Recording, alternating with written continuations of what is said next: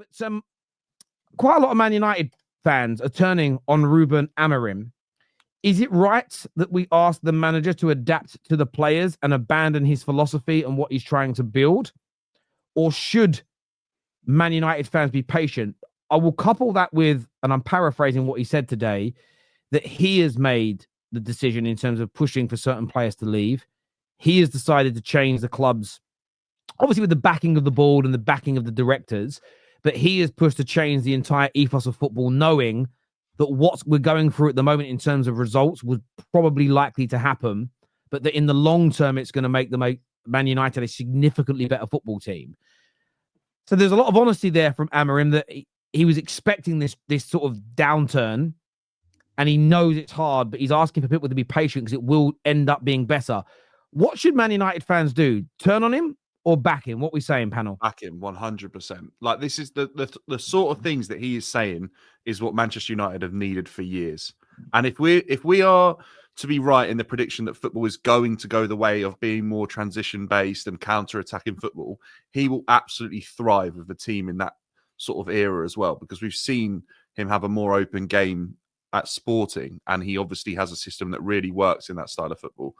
I think you have to be patient. You've got a squad of players that clearly haven't been good enough, albeit, yeah, they've won trophies in the country. They haven't been good enough, though, consistency in the league. You have to back him, give him time to build something, because he's got players he's probably got players there. I think me and you were chatting, Terry, a few weeks ago, from like Louis van Gaal's era.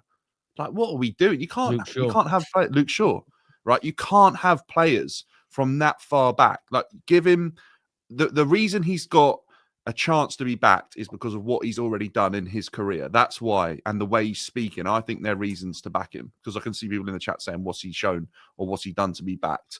This season was a write-off anyway. I don't think it was ever going to be turned around.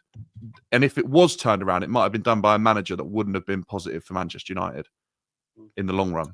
As long as you believe in what he's doing, you should back him. And I have the exact same thing with Maresca in Chelsea, which is the first 20 games of the season showed me, if we give this guy enough time and the right players, I believe he's got a system that can win us leagues and trophies and so on and so forth. Obviously, United haven't had that, but I feel like that's not his fault, because he actually does not have the players to play his system. I've said this to like my United friends. You've got three centre-backs that I think are good. It's a shame that all three of those centre-backs can only play one role, which is in the middle. It's just a shame how things have worked out. You don't really have those. You don't have the right type of wing back, apart from Patrick Dorgu, you've just brought in. Don't really have the right kind of creating 10. So to build up a brand new system, and you need these things to work, and that you don't have the players. Of course, you're going to have to go through teething problems. But overall, I think it's better for you to go through the teething problems and have the players who will be there in the future know the system 100%, rather than change it for 14 games and then switch it again in the new year. And back in the manager, David, gives him power as well over the players. Like, there's so many players that have been at Manchester United that Amorim's come into that have had power over the manager, and he's now tried to remove those players, Rashford being one of those. So that's what happens. If you keep removing your manager constantly for a team that isn't good enough, those players will build up a power that can get those managers sacked. But ultimately, the playing squad isn't good enough. I would compare it to growing your hair. There's going to be an ugly phase. The question is, have you grown yours ago? Are you going to come out from the other side of the ugly phase, or are you going to say, you know what, I've had enough, and cut off the hair? And that would basically be the manager. And I think Manchester United fans for the longest time have said, you know what, get my money out, let's go to the barbershop, let's fire the manager and get another manager in. But you've never come on the other side of the ugly phase. You keep going back into that same ugly phase. So the question is, are you going to see out an ugly phase for once and come up from the other side and see some progress, or continue to say, you know what, I don't look good, the club doesn't look good, something needs to change, and do the same thing over and over again and get a haircut in this case, which is cutting the manager? What if you grow it for that long ago, and then by the time you get through the ugly stage, it just still looks ugly? Then what do you do? chopped. At that point, you need maintenance. But You it's just still shave it off. Just go again. Do you know what it is? Do you know what? Like, I like the analogy, to be fair, and you are right. Great analogy. You could get to the end and go, actually, I look really shit with long hair. But I grew my hair long once because of Beckham, but I grew it long once, but still getting it to that point felt like an achievement. It was like, I got my hair this long. And loads of people, that have grown their hair out however they want it to a certain, like once you do it, it's like there is an achievement to it because it is really awkward at times. I get you. Yeah. I view United in this lens though, right? I'm maybe a little bit more patient because a lot of what we're doing at the club I've been asking for. I have got some concerns and worries about the finances. However, like we've seen today, like we've made £300 million loss over the last 3 years. Most of that is paying interest payments and the Glazers using the club to pay for consultancy fees, which have led to for them to sell the club. And a lot of people think that just any random billionaire owner can come in and write that off. It's not as simple as that.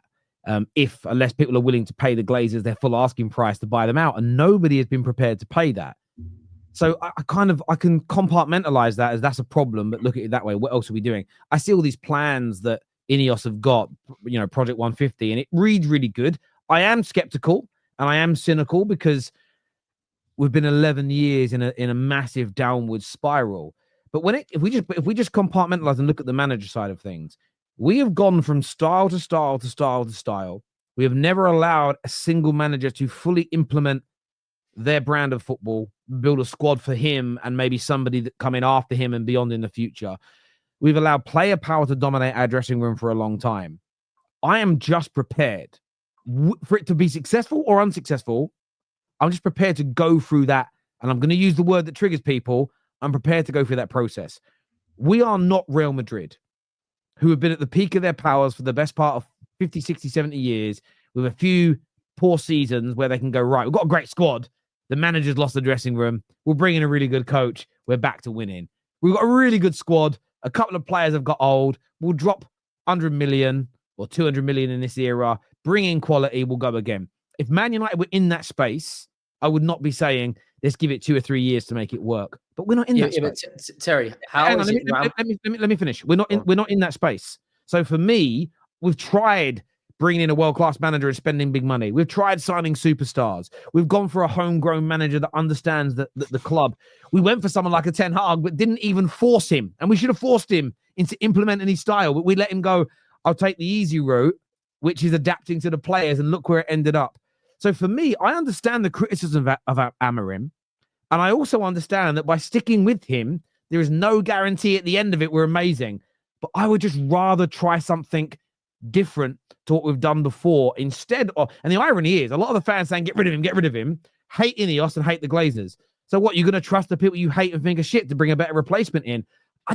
For me, I'd rather not go through that upheaval. Give him what he needs for a couple of years to build this squad out, and I don't see a genuine better alternative that guarantees better results in the long term, because I feel like we've tried everything else, if I'm being absolutely honest. Yeah, I think the fact that we just saw Ten Hag do this exact same thing, right? He came in, said, look, I cannot do what I did at Ajax, at Manchester United, and he adapted to the players. We saw how poorly that went, right? Now, the fact that this guy has only been here, 2.5 months, and now people are already talking about how he needs to adapt to the players and he needs to be fired or whatever. I think Ruben Amorim has made a massive mistake coming to Manchester United, especially during the middle of the season, right? I think he should have rejected you guys, stayed at Sporting, and then saw what options there were for him in the summer. Because now, right, he's come in, there's been no managerial bounce, and the pressure keeps mounting on him. And to be honest, I don't see a situation where he's still at the club in 18 months. Because at this rate, you're not going to be in Europe next season. And then that's going to mount even more pressure, because with only one game a week and then only the domestic cups to worry about, not everybody's going to be expecting him to finish in like the top 4 or to at least make a Europa League. And then if that doesn't happen, because if he's not properly backed in the summer, then he's gone. So I think if United fans wanted a manager to just adapt to the players, then what they should have been pushing for was to keep Ruud on an interim until the end of the season. Because you saw when he took over for those few games, he did the exact same tactics that Ten Hag had, Yeah. and you guys did have some minor success in those few games. So you should have just kept Ruud on the interim and then brought Amorim in at the end of the season so that he can get a preseason and signings to be able to go into a full season and implement his tactics. So on your point, if people aren't prepared to go through the pain of and this is, I think, the problem. People are comparing the rebuild, quote unquote, that City need to Man United, as is a full-scale club rebuild, both culturally, squad-based, and a physical rebuild of training facilities, the stadium. Man City need a rebuild of a few areas of their squad. It's a fundamentally different scenario, and I just don't think people are prepared for that. Equally, though, I agree with a lot of what you said, Will, but it also works the other way. See, for me, Amorim coming in now, implementing the style, working out what players are good enough or not, means to me, as long as he's backed in the summer, and I also agree, if he isn't back and we don't buy quality for him in the summer, I would not bemoan him walking away and saying, do you know what? I'm not going to risk my reputation further by staying.